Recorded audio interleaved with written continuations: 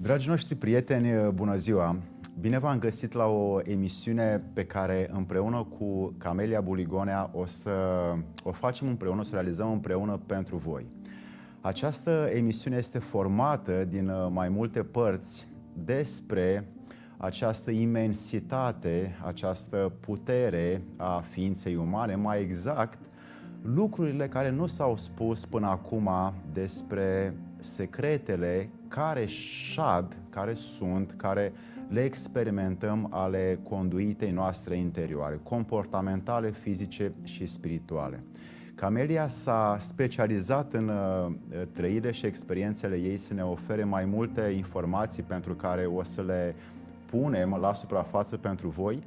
Și în aceste emisiuni vrem să aducem ceea ce poate să fie valoare pentru oamenii care sunt la nivelul la care își doresc să contribuie pentru familia lor, pentru comunitate, pentru societate și, evident, pentru puterea și forța lor sufletească interioară.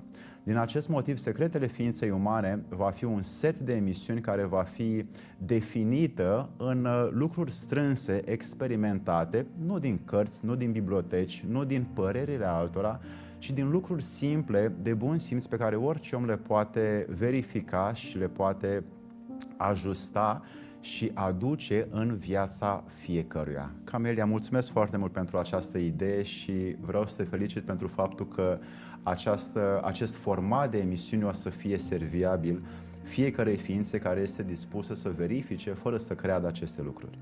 Mulțumesc, dragă Alexandru!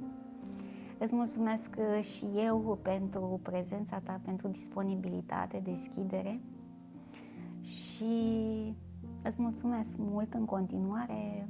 Sunt multe lucruri pe care le admir la tine și pe care noi cu toții vrem să le învățăm, să le culegem de la tine și să reușim să le transmitem într-un mod simplu, într-un mod cuprinzător și în același timp cuprinzător pentru o mai bună înțelegere și funcționare a noastră. Bine, în această lume. În această lume. De asta propun că, uite, în această emisiune să intrăm cu un subiect care este foarte răspândit în lumea largă, în ultimii 30-40 de ani, de când, să spun, perioada hippie în America a luat amploare și oamenii s-au disociat de un mediu social și au făcut ei propriul lor cult, au ieșit din legi și s-a format ceea ce știm noi că se numeau hippioți astăzi, atunci. Azi se mai numesc backpackers sau oamenii care își iau rucsacul în spate și se duc prin lume să călătorească și să afle tainele și misterele practicilor spirituale din diferite tradiții și religii. Și aș propune împreună cu tine să intrăm în această imersiune a spiritualității unde putem să desfacem ceea ce poate să fie criteriu de selecție pentru un om care vrea să experimenteze spiritualitatea și prin ce criterii, metode să o facă și la ce nivel să plece. Și atunci zic să dăm oamenilor ceva care le poate fi util din această direcție. Ce zici? Zic că pare foarte interesant. Mă bucur că ești aici pentru această temă. Până în acest moment, așa cum ți-am spus eu, nu m-am simțit pregătită. Dar ești. Dar acum mă simt mult mai bine ca să abordăm și tema aceasta. Într-o lume în care abundă de foarte multe informații, gratuite și aparent la îndemâna oricui, cred că avem nevoie de o înțelegere, dar și de o bază care să vină atât din experiență proprie, din trăirile noastre personale. Exact. Deși sunt în spate și multe teorii ale unor oameni cultivați, educați, cei mai mulți validați științific, însă cred că este nevoie să povestim din experiența, din trăirea noastră și din felul în care noi am integrat, am experimentat și am înțeles această cunoaștere. Pentru că spiritualitate înseamnă, la nivel individual, altceva. Într-adevăr, este altceva pentru fiecare și și cred că ar merita să aducem la suprafață câteva experiențe ale lumii spirituale la nivel de colectiv, la nivel de comunități, pentru că s-au creat în foarte multe locuri în lume, atât în vest cât și în est, locuri care adăposteau culte spirituale de diferite grade și proporții. Și de la perioada hipiotă încoace, care a construit o formă de ieșire dintr-un sistem de gândire convențional, care a plecat din Hawaii în mijlocul anilor 60-65, s-a dus după aia în coasta de vest, în America, și a început să răspândească în toată Europa și după aia în tot vestul. Mai multe curente care au scos la suprafață diferiți lideri care aveau un sens al prorociei și a profeției, de a reuși să se adune într-un colectiv, sau să adune un colectiv care să fie un mijloc prin care să prorocească ceea ce ei înțelegeau despre spiritualitate. Ei bine, au fost foarte multe culte care astăzi probabil le știm o parte dintre noi, și anume că estul și vestul s-au combinat mai ales în treburile yoghine, în treburile spirituale yoghine, și religia a fost cumva doar la nivel de biserică, de catedrală, de moschee, de ashram, și s-au perindat tot soiul de oameni în aceste centre. Însă un caz care aș vrea să încep cu el pentru că a fost destul de puternic și lumea întreagă a spiritualității a fost pusă într-un SOS, într-un mod de alertă a faptului că în aceste curente au fost și multe șarlatanii care au crescut și s-au dezvoltat. Ei bine, un caz pe care probabil mulți au auzit de el este al unui domn care a luat amploare cu cultul său în anii 1970-75, chiar până în 80, cred că prin 78-79 a fost situația. A creat un cult al unor oameni care trăiau în America, în diferite păduri, și acolo își creaseră comunități. Pe acest om îl chema Jim Jones și era un om foarte harnic și un om care știa să țină o comunitate. Undeva la 2-3 mii de oameni s-au strâns acolo, au creat un sens spiritual prin care făceau muncă benevolă și voluntariat, și atunci oamenii susțineau o muncă spirituală în timp ce se rugau în interior, așa cum și școlile vechi pe care Sfântul Benedict, Sfântul Augustin, Maxim Mărturisitorul în filocaliile care au în trecut ca mijloace de autoeducație. Ei bine, un caz total opus și chiar complet denaturat a fost al acestui domn Jim Jones, care efectiv și-a propus ca cei oameni să se ducă în rai printr-un mod complet nou până la acea vreme, și cu toții, aproximativ 900 și ceva de oameni, au fost spălați pe creier și și-au luat viața în câteva secunde toți. Ei bine, acest caz a luat o amploare, toată lumea a fost șocată și au început atunci să se aducă foarte multe filtre pe cine urmez eu spiritual, cine să fie maestru, guru, învățătorul meu spiritual. Am auzit de cazul ăsta. În ce an a fost? 75-80. 75-80, nu? Da. Mi este cunoscut acum cazul, da. Ok, de atunci oamenii au început să se scindeze și să caute învățători autentici, care într-adevăr aveau un mesaj de spus și nu erau, asta este un criteriu foarte puternic pentru oamenii care urmează orice formă de instituție spirituală, că acești învățători, ei nu trebuie să fie o forță activă, adică nu trebuie să fie ei lideri de a își impune punctele de vedere. Iar cei care urmează astăzi diferite culte sau școli diferite ezoterice de inițiere în spiritualitate ar putea să vadă că acei oameni care sunt lideri și își impun punctul de vedere și dau comenzi, direcții și pun pe toți să facă diferite lucruri, aceia nu sunt autentici. Aceia sunt, de obicei, oameni care au alte interese în spate.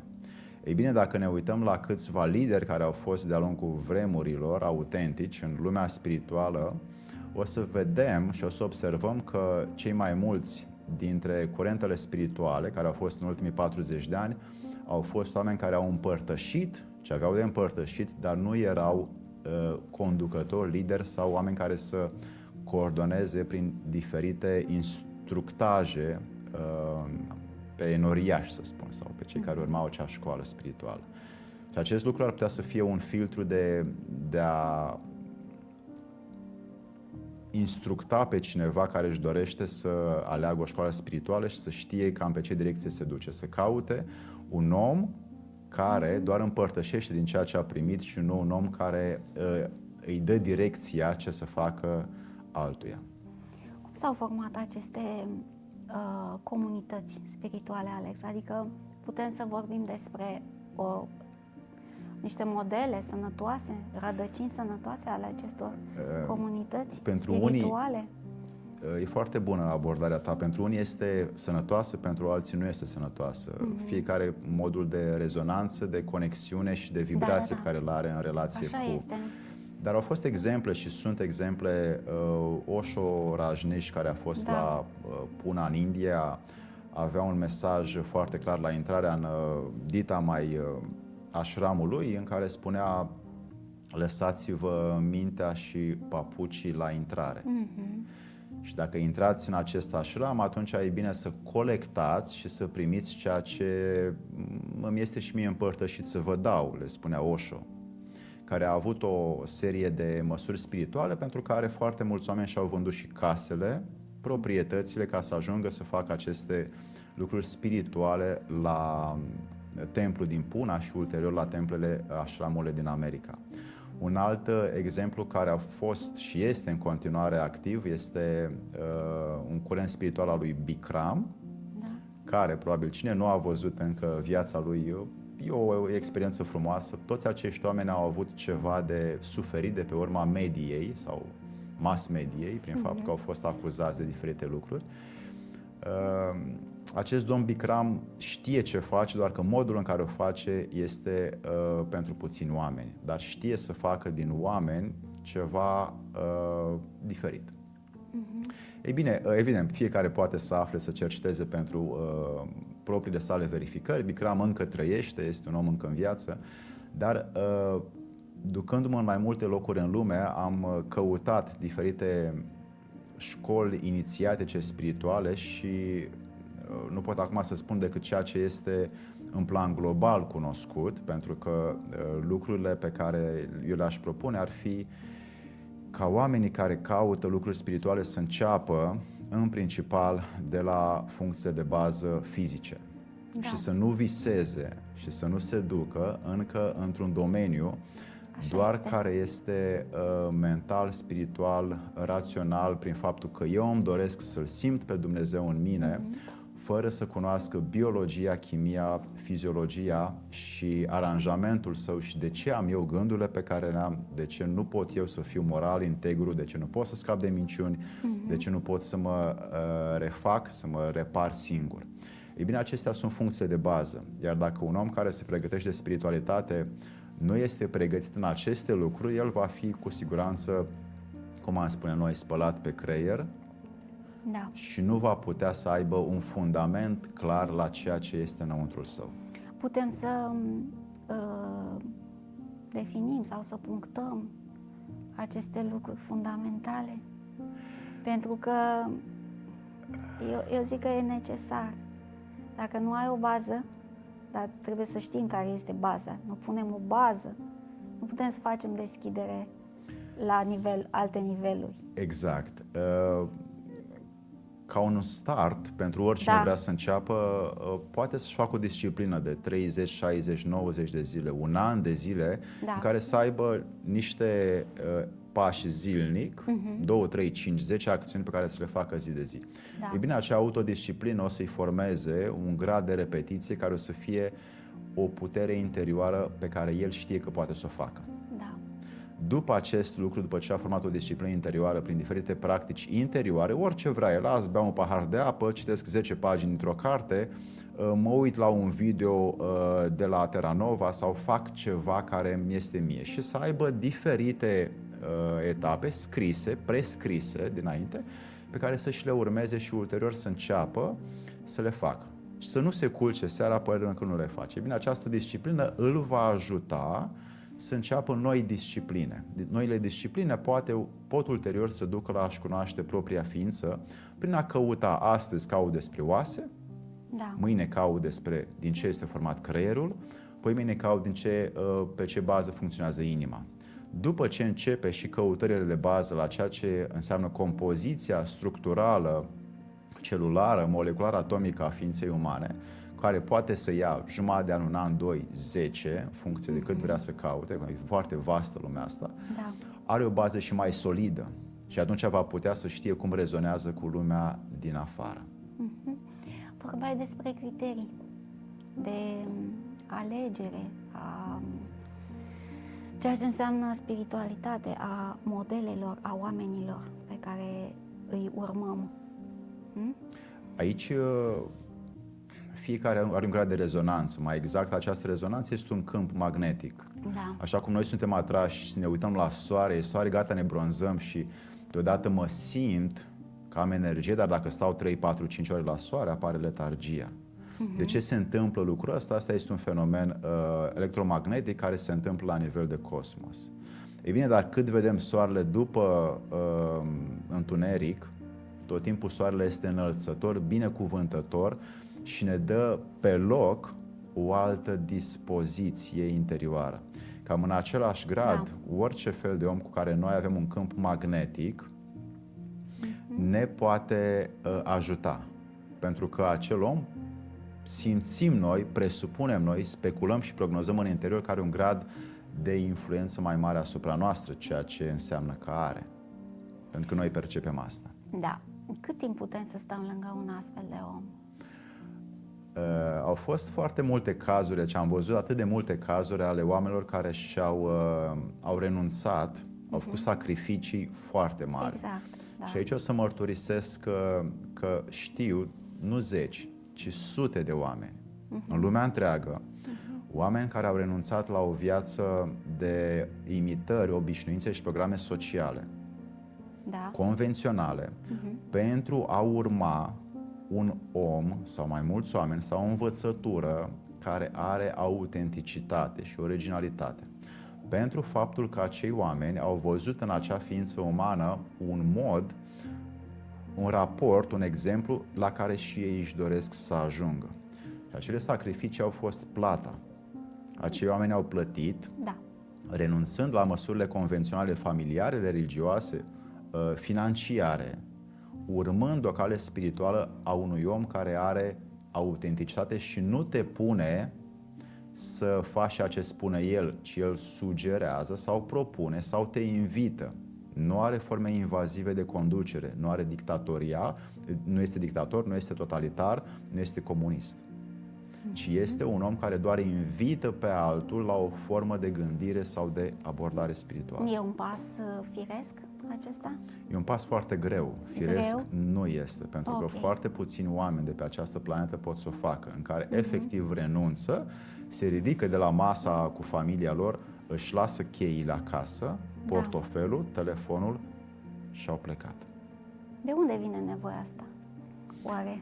E acel câmp magnetic interior care nu are legătură cu condițiile convenționale în care noi trăim. Am văzut și cunosc oameni care sunt o parte chiar și prieteni, care au renunțat încă de la o vârstă foarte fragedă până și la școală și au făcut autostopul, că n-aveau resurse financiare, până în multe alte țări îndepărtate ca să ajungă să-l cunoască pe acel om și să stea lângă el câțiva ani sau câteva luni și să primească de acolo forța care se manifesta în acea ființă.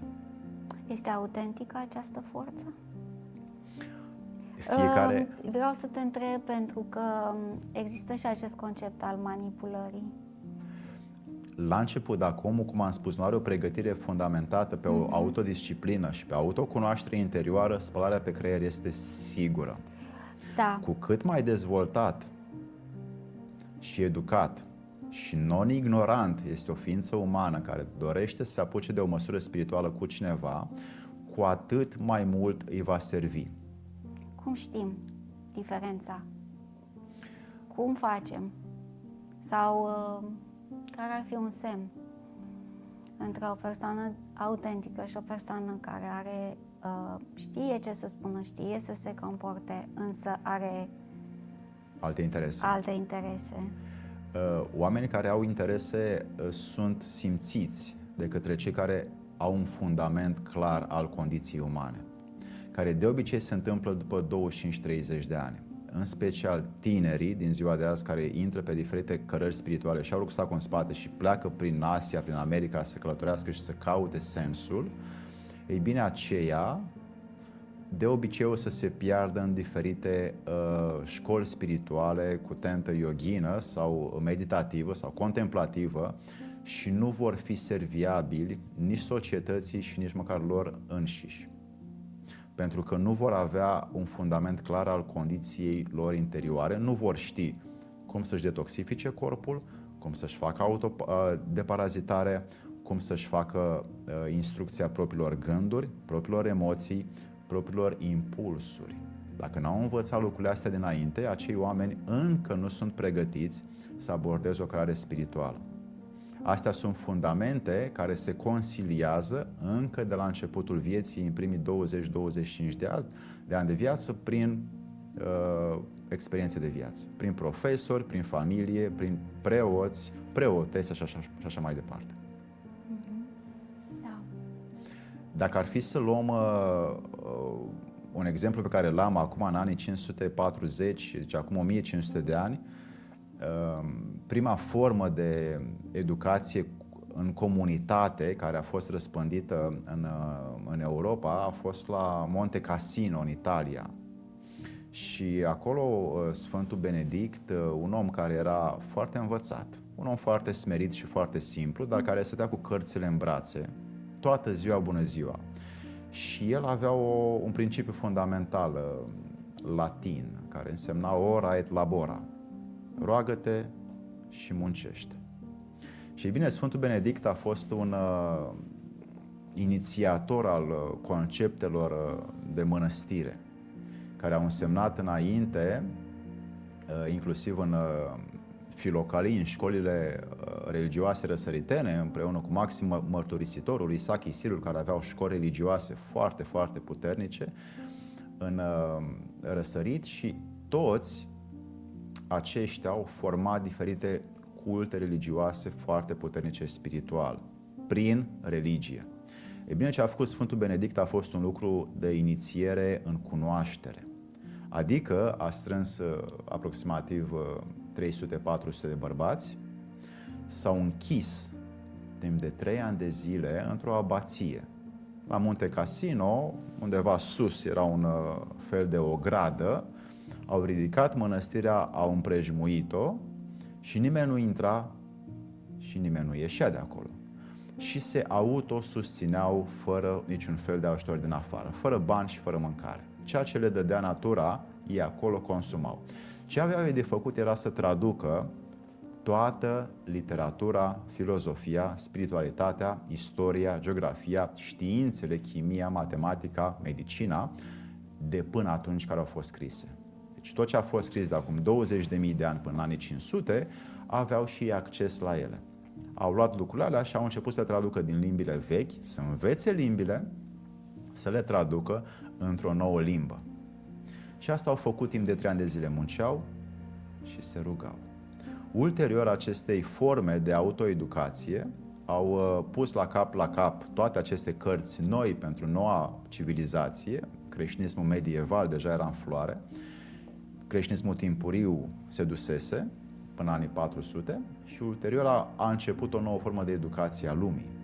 De acolo au început să plece, când s-a dat drumul la porțile deschise, au început să plece primii oameni care să colonizeze noile forme de educație în lume. Și au plecat de la Monte Cassino din Italia, au plecat în Italia, în Franța, în Spania, în Belgia, în Danemarca, au ajuns până în Rusia. Mergeau pe jos. În ce an ai spus? Sau? 540. 540. Da. Și ulterior, începând cu 550, au început să facă noi forme de educație religioasă în diferite forme. Și ei aveau cunoașterea exactă a lucrurilor. Știau matematica, medicina, chimia, toate științele, un călugăr le asimila. Deci avea un fundament foarte puternic spiritual și științific. Da, și de ce bărbați? Doar bărbați? Așa era atunci. Era o forță de decizie pentru ei și după ce ei au început să plece de acolo, s-a terminat abația, a durat câțiva ani, dar a fost principala formă de transcriere a manualelor vechi și punerea acestea într-o formă utilă și serviabilă noi vieți contemporane din acele vremuri. Și au început să facă, ghici ce, primele catedrale gotice care au început să existe pe suprafața acestei planete, conceptul de catedrală, care înseamnă o catedră unde se face educație. Și au început aceste catedrale să aibă fiecare forma ei. Una era școală spirituală de medicină, alta era școală spirituală de chimie, alta era școală spirituală de muzică, alta era școală spirituală de matematică, alta era școală spirituală de astronomie. De exemplu, este astăzi la Mount Saint Michel, muntele Saint Michel în Britania, în vestul Franței, care cred că e cea mai frumoasă abație din lume, care toate reclamele din lume care vor să arate o abație o arată pe ea, e undeva în afara teritoriului continentului și acolo e pe apă. E flux și reflux a Atlanticului și această abație a fost școală de astronomie aproximativ câteva sute de ani. Ei acolo studiau astronomia. Ei bine, aceste școli, de fapt, de perfecționare ale științelor prin spiritualitate, pentru că era o formă de evlavie și enoriașul mergea să se învăța pe el însuși, în timp ce învăța o știință. Și după aia perinda prin mai multe științe. Ei bine, acești oameni au creat, după câteva sute de ani, ceea ce știm azi că se numește universitate. Da. Adică au strâns științele la un loc și au făcut la 1200 primele universități din lume, școli spirituale, științifice, care au fost prima la Bologna, a fost prima universitate din lume la 1200, după care Salamanca, în Spania, Paris și după aia s-au mutat puțin către Marea Britanie, la Cambridge și la Oxford. Și în decurs de 50 de ani au construit primele 5 universități din lume, care însemnau toate acele manuale exemplificate prin oameni care știau să susțină spiritualitatea științifică și să demonstreze că în această clădire pe care noi am construit-o, că știam cum să o facem, știam matematica și tot felul de alte lucruri pentru construcția unei universități, aici se va preda timp de câteva sute de ani de azi înainte aceste materii. Ce înțeleg eu de aici este că spiritualitatea are o bază exactă, științifică, a cunoașterii. Exact, pentru că altfel este o iluzie închipuită în mintea omului că el se conectează cu diferite forțe cosmice, necunoscând structura din care el este compus. E posibil ca noi, oamenii, să ne conectăm cu sursa? Mulți oameni se conectează și au diferite licăriri, se numesc, sau străfulgerări, sau picături de ploaie care vin și oamenii le trăiesc, doar că neavând un fundament științific, nu s-au educat în propria lor chimie și fizică interioară și nu știu ce se întâmplă pe acolo, nu au cunoașterea ceea ce înseamnă a faptului că eu dacă am o bucurie, o dispoziție mai înaltă, ce se întâmplă de fapt cu arterele mele, ce se întâmplă cu inima mea, ce se întâmplă cu creierul meu, cum acumulează, cum trăiesc acestea energia pe care eu am căpat-o electromagnetic de la univers și de la Dumnezeu. Ce se întâmplă cu astea? Pot eu să fac față? Ei bine, un caz aici pentru care îți mulțumesc că ai adus discuția este că foarte mulți oameni conectându-se, dar neavând un fundament fizico-chimic al structurii lor interioare, îmbătrânesc repede și mor repede. Deși au conexiuni foarte puternice prin diferite măsuri sau forțe sau practici spirituale.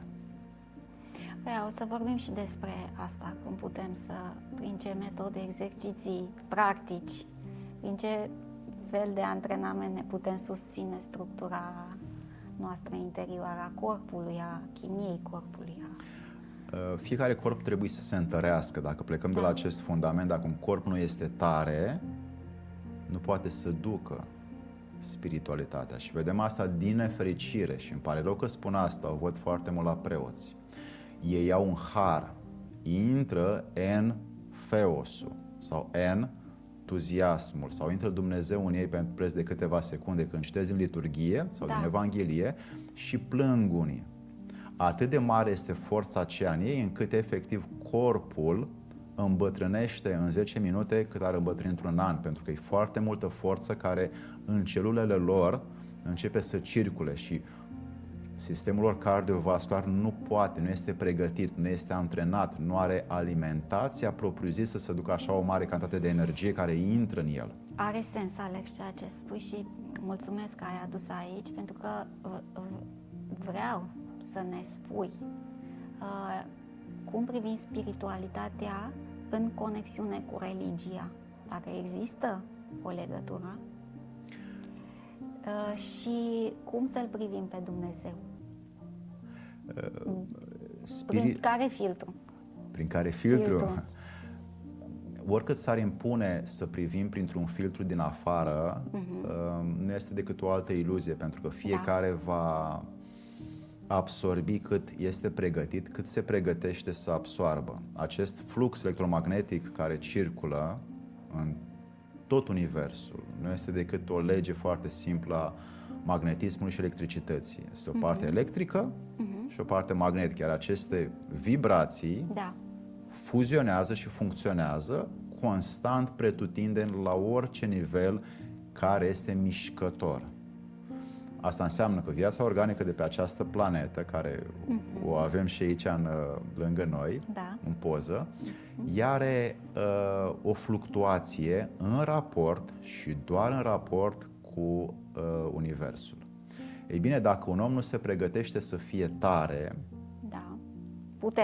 puternic, de asta acolo când de foarte multe ori în liturghie și în multe alte slujbe, este un pasaj care se tot cântă și îl cântă de mult, de mii de ani îl cântă lumea religioasă și spune: Sfinte Doamne, Sfinte tare, Sfinte fără de moarte, miluiește-ne pe noi. Și există aici o lege foarte simplă, care este o lege a Trinității. Bine că ai spus asta. Pe care foarte mulți o iau, dar de ce spune Sfinte tare? Și se întreabă și nici măcar foarte mulți preoți, din păcate, nu cunosc latura acestei legi a Trinității, care este de fapt o lege foarte simplă a trei forțe. Care? Aceste trei forțe sunt foarte simple. Este o forță activă în care eu îmi doresc ceva, îmi doresc să îmi iau un Mercedes decapotabil, de exemplu. Asta este o forță activă, îmi doresc asta, da?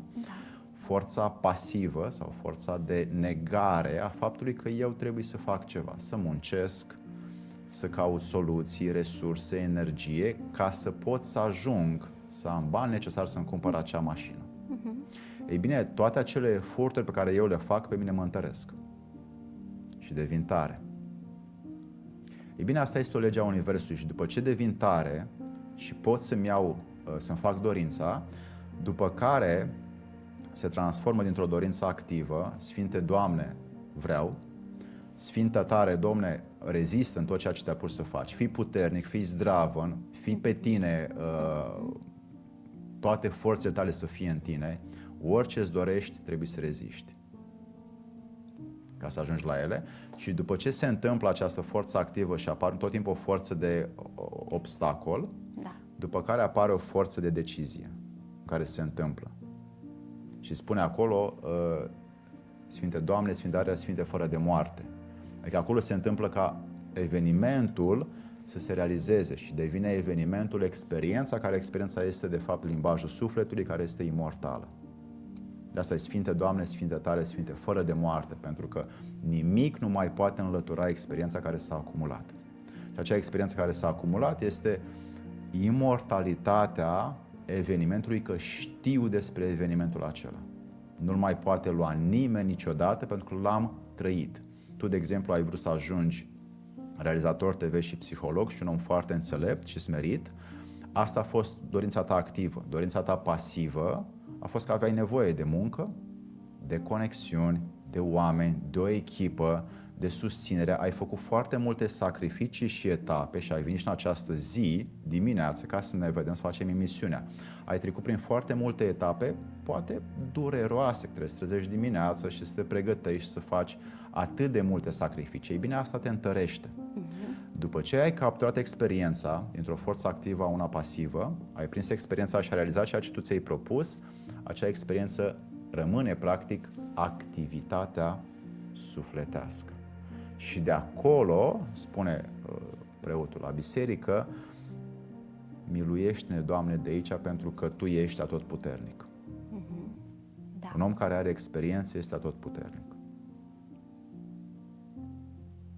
Și ne întăresc într-un sens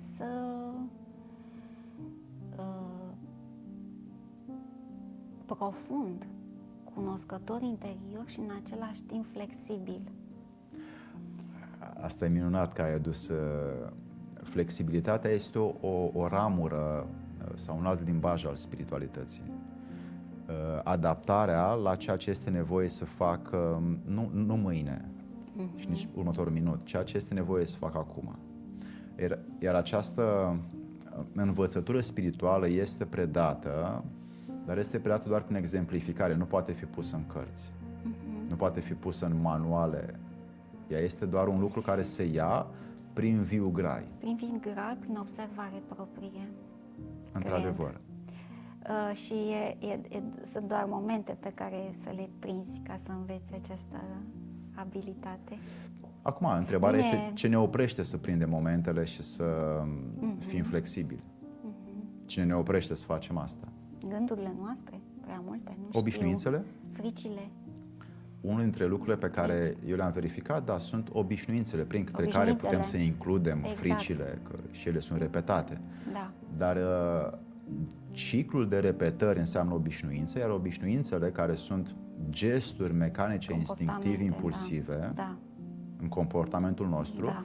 sunt obstacolul principal în a primi acele licăriri cu potențial divin, încărcătoare de energie în ființa umană, care ar trebui să-l transporte la un magnetism superior cosmic. De ce nu ne vedem obstacolele interioare? Le vedem, dar nu le putem depăși pentru că sunt foarte puternice, pentru că sunt înscrise în sistemul nervos simpatic și parasimpatic, care înseamnă că eu, chiar dacă nu vreau să mai ridic mâna de pe picior, nu o să reușesc să fac asta, pentru că partea mea electrică din corp e mai puternică decât decizia forței mele mentale. Și automat, instinctiv îmi vine, datorită obișnuințelor să fac chestia asta, să-mi ridic mâna. Cu cât mai neatent sunt la mine, cu atât mai mult obișnuințele se vor întâmpla în mine. Cu cât mai atent sunt la mine și la propunerile pe care eu le am față de mine, cu atât mai mult sunt sau devin capabil să primesc și să țin și să-mi fie dat și să păstrez și să împărtășesc lucruri pe care le primesc. Mai am nevoie să clarificăm dacă cumva drumul prin religie ne conduce la spiritualitate sau este doar o altă emulație, nu știu, energetică sau a spiritului sau a nevoii unora de a îl căuta pe Dumnezeu? Nu știu. Vreau să... Dacă ne uităm la religiile pe care le cunoaștem, sunt 7 mari religii în lume, toate sunt forme instituțional spirituale. Așa se numesc. Instituțional spirituale, adică sunt încadrate într-o formă instituțională, adică acceptată de către un sistem care conduce țara respectivă. Corect. Și atunci acele măsuri religioase, indiferent de țară, indiferent de continent, indiferent de tradiție, nu pot funcționa fără a fi convenționale și în paralel cu decizia locului în care se întâmplă acea măsură spirituală. Și atunci acel lucru se numește religie. Da. Pentru oamenii care acceptă acele măsuri religioase. Evident că religia, fiind o relegătură, o reamintire de forța interioară pe care fiecare ființă de pe aceste planete o are, atunci este o formă de conexiune Dar, din păcate, studiind, căutând și participând în cadrul mai multor religii, printre care cel mai des a creștinismului, la diferite practici spirituale, rugăciuni și liturghii și multe întâlniri cu oameni remarcabili ale creștinismului, am realizat că atât de mult se promovează puterea religiei, încât se uită elementele de bază ale structurii ființei umane din care ea este compusă.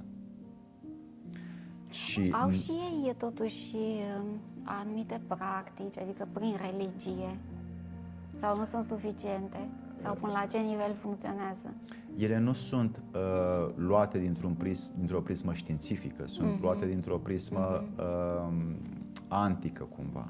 Da. Că așa era atunci și că așa sunt și astăzi, însă omul de astăzi este puțin modificat genetic, are alte funcții active și foarte multe pasive sau denaturate. Atunci el nu mai are capacitatea să mai facă 1000 de metanii. Da. Nu mai are cum, îl doare spatele după 30.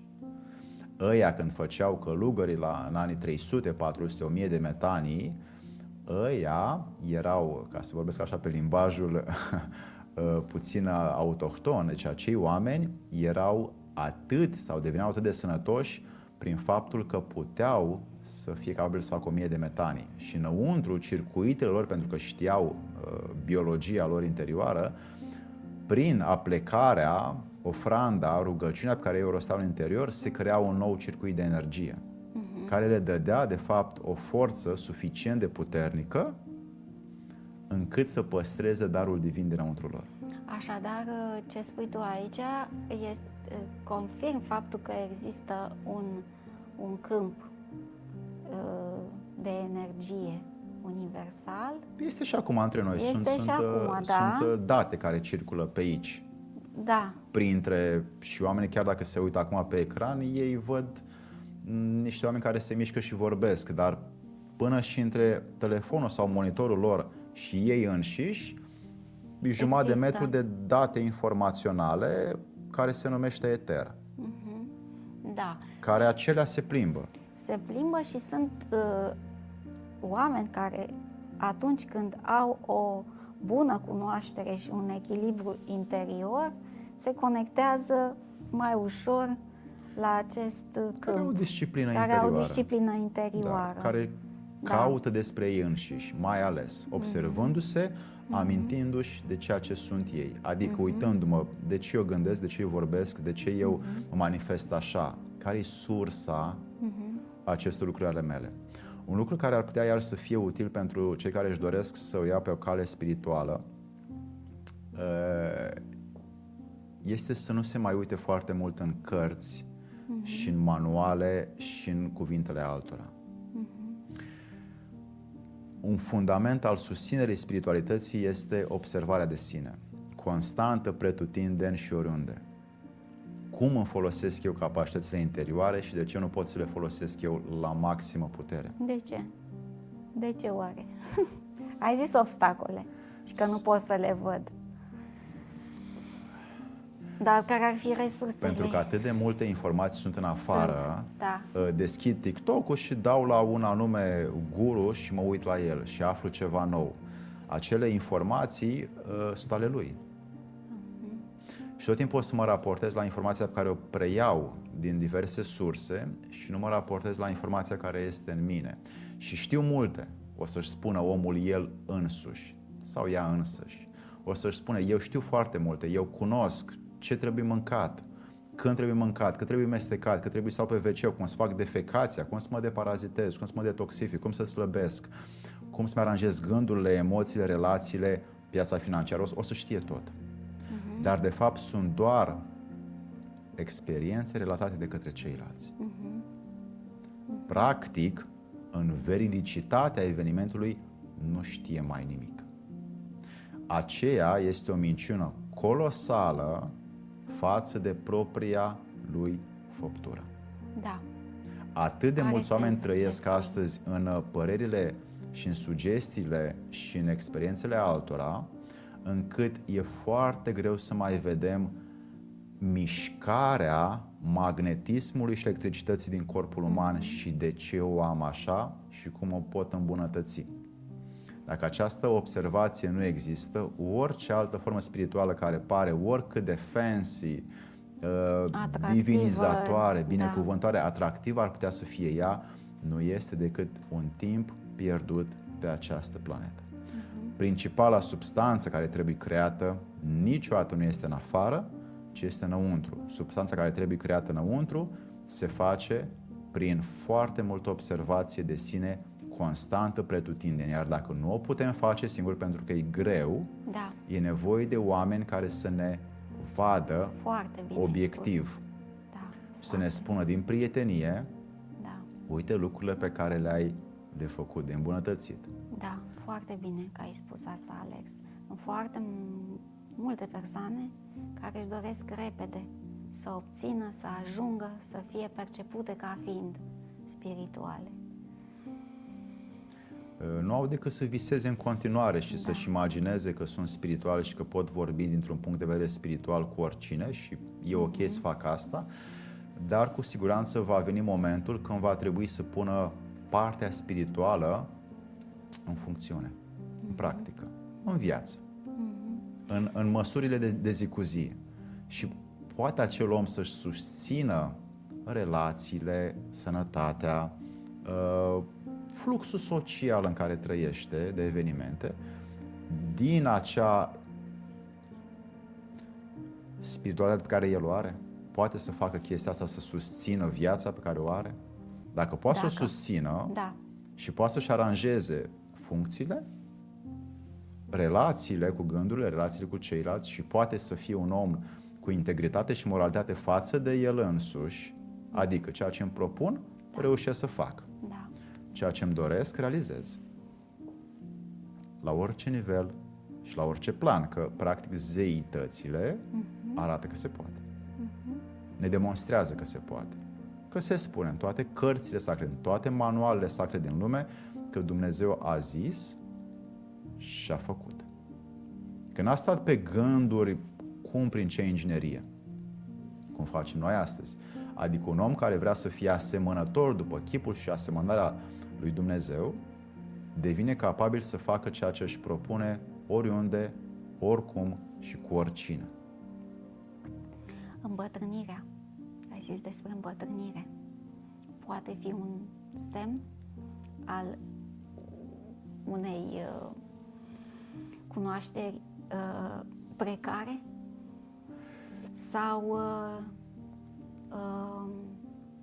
da, poate fi, dar în conexiune cu spiritualitatea. Ai spus că ai văzut preoți care în momentul liturghiei trăiesc atât de intens. Și corpul nu duce. Și corpul nu duce. Da, ori sunt foarte grași, ori sunt foarte slabi. Nu duce. După atât de multă trăire, corpul e complet istovit și consumă foarte multă energie. Un consum imens de energie. Nu numai sunt mulți oameni care se vede în ei. Sunt obosiți, consum foarte mare de energie. Da, consum foarte mare de energie. Doar că mulți o pierd pe gânduri iluzorii, imaginație involuntară, alții, foarte puțini, o pierd prin încărcătură spirituală.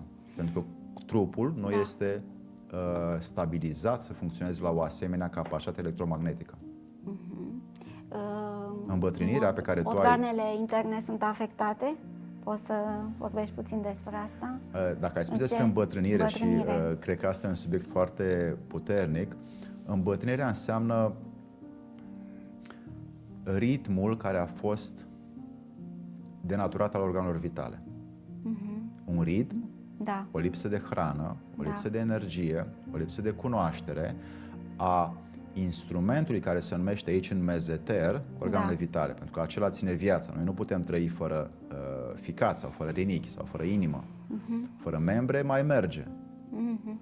Dar denaturarea acestor funcții scad procesele de viață interioare și energia începe să nu mai fie distribuită corespunzător și corpul nu mai are putere de manifestare a spiritualității. Iar cine vrea să aibă grijă de organele vitale, să vadă următoarea emisiune pe care o să o facem. Da, asta mă gândeam, să mergem la următoarea emisiune în care să vorbim despre forța organelor vitale, despre sistemele noastre interne. De autovindecare, sigur. De autovindecare. Da, o să fie o emisiune foarte interesantă. Ca o concluzie, mă gândeam să facem o sinteză la această spiritualitate. Da. Lucruri pe care nu s-au vorbit până acum. Eu aș propune să concluzionăm așa. Da. Da? Și să-mi spui și părerea ta, pentru că vreau să o știu și să fie expusă din experiența pe care tu ai legată de această parte pe care oamenii o caută, a spiritualității. Da? Și anume, 1. Orice om dorește spiritualitate are nevoie de un fundament de cunoaștere al propriei sale ființe. 2. Are nevoie de un studiu educativ, de cunoașterea la cum funcționează în el însuși părțile sale integrative spirituale și fizice. Toate sunt funcții care dau și putere fizică și putere spirituală, rinichiul, ficatul, inima. Da? 3. O constantă sau o dorință de a ne observa, de a ne aminti de această făptură prin care noi ne manifestăm. Ei bine, aceste 3 lucruri pot să fie baza de la care să plecăm când începem să căutăm lucrurile spirituale. Fără acestea, oricât de mult ne dorim să accesăm grade de inițiere, școli ezoterice, școli de perfecționare, școli de ridicare în grad, de iluminare, de comunicare cu îngerii, dacă aceste 3 funcții, asta o spun așa din toată iubirea pentru ființele umane pe care încerc să o trăiesc cu totul.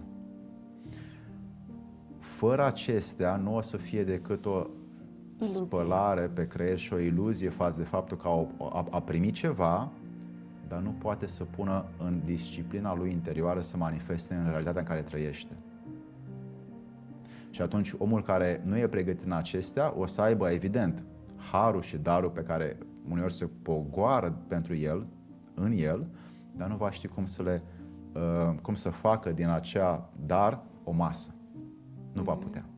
Nu are cunoașterea, priceperea, răbdarea, arhitectura. Habar nu are despre ele. Și atunci, oricât de mult un om vrea să pregătească spiritual, are nevoie de un fundament clar al funcțiilor sale interne, cum să pot să manifest ce primesc din spiritual în plan fizic. Noi pentru asta am venit aici, ca să punem mâna la muncă. Are sens tot ce spui, eu înțeleg. Acum vreau să-mi spui care este concluzia ta. Tu. Concluzia mea este că este o muncă individuală în care deci graba noastră sau dorința noastră de a fi, de a obține spiritualitatea, nu vorbim despre asta ca un obiectiv, ci mai degrabă ca un proces intern și o călătorie a noastră personală. Eu asta înțeleg, că e necesar să lucrăm și să ne facem munca integrativ, adică și pe partea emoțională și pe partea mentală și biologică. Corect. Nu? Și că dacă omitem sau sărim sau facem pași ca să ajungem către ceea ce avem noi iluzia că este spiritualitate, nu facem decât să ne trișăm pe noi. Corect. Nu? Știi câți oameni cunosc care sunt spirituale și în continuare când trec pe lângă o masă se împiedică de ea? Foarte mulți. A faptului că atenția lor este doar temporară, da, și nu permanentă. Atenția este limbajul sufletului. Teofan Zăvorutul, la 1930, la Athos, un călugăr rus, a spus că fără atenție nu putem să ne realizăm sufletul. Spunea de asemenea că să ne așteptăm la tentație până la ultima răsuflare. La tentația faptului că poate oricând să intre un gând iluzoriu, imaginativ, o speculație, prognoză interioară pe care nu avem ce să facem cu ea acum. E doar un gând care vine din altă sursă și care nu ne interesează, nu ne ajută. E bine, la acea tentație se referea. Și dacă omul are suficientă capacitate sufletească să fie atent la ceea ce se întâmplă în el, atunci va ști ce să pună în manifestare din lucrurile care sunt înăuntru lui. Acum îmi dau seama că despre suflet nu am apucat să vorbim. Păi, practic, spiritualitatea este o construcție a sufletului. Da. Și cam O căutare interioară și o construcție și după care o permanentizare a lui. Da. În limbajele inițiatice se spune o cristalizare, adică rămâne, se cristalizează și rămâne activ. Da, și despre nevoia de libertate pe care o căutăm. Cât de liberi suntem. N-am tras concluziile, vrei să mai vorbim despre asta? Da, îmi dau seama că puteam să mai vorbim despre asta. Despre această libertate interioară. Uite ce lucru bun ai spus. Ce caută sufletul de fapt? Eu aș propune un lucru care e foarte greu de făcut. Adică e atât de greu încât nu o să reușească aproape nimeni. E ok, nici nu cred că îmi doresc să reușesc. Ba da, n-am niciun dubiu că vrei. Cum și eu vreau și cred că fiecare ființă care urmărește și nu-și petrece timpul pe Netflix la emisiuni cu împușcături. Ba da, vreau. Să mă audă universul. Să te audă și să îți dea. Deci această formă de libertate eu o văd ca o libertate față de gândurile imaginative și iluzorii pe care omul le are. Da. Dacă devine liber de acestea, după aia preasfințenia sa, Duhul Sfânt care uneori comunică prin el, poate îl va vizita mai des. Ne așteaptă o nouă ediție? Bine.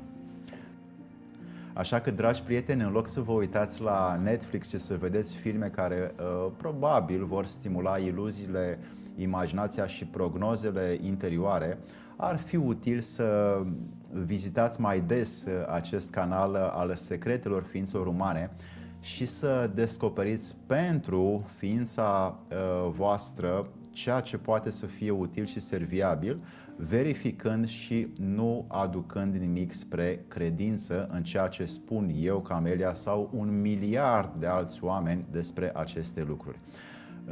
Mulțumim foarte mult pentru timpul, dăruirea și hărnicia dumneavoastră și, nu în ultimul rând, aceste emisiuni sunt destinate pentru oamenii care nu se mai uită la cățeluși pe TikTok și la pisicuțe pe YouTube, ci se uită la lucrurile care îi pot ajuta să își cunoască datul și darul primit.